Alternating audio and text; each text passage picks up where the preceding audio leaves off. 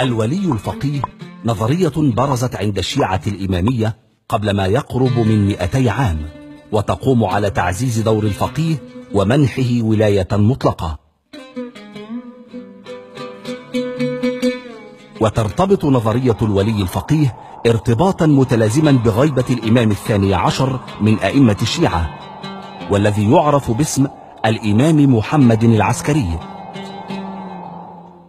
وتعتقد الشيعة الإمامية أن محمدا العسكري هو إمامهم المهدي، وأنه قابع في غيبته حي يرزق، يظهر آخر الزمان ليحكم العالم ويملأ الأرض عدلا بعد أن ملئت ظلما.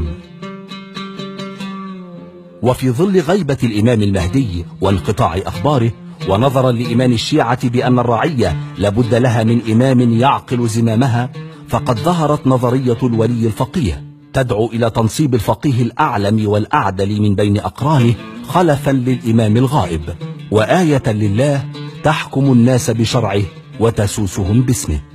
ويعزى إلى الخميني أنه أول من طبق نظرية الولي الفقيه بعد قيام الثورة الإسلامية في إيران عام 1979، فصار أول ولي فقيه، وصار بذلك ومن خلفه في هذا المنصب المرجعية الدينية المطلقة، وصاحب اليد العليا في اتخاذ القرار والهيمنة على الدولة، فالعاصي للفقيه كالعاصي لله ورسوله.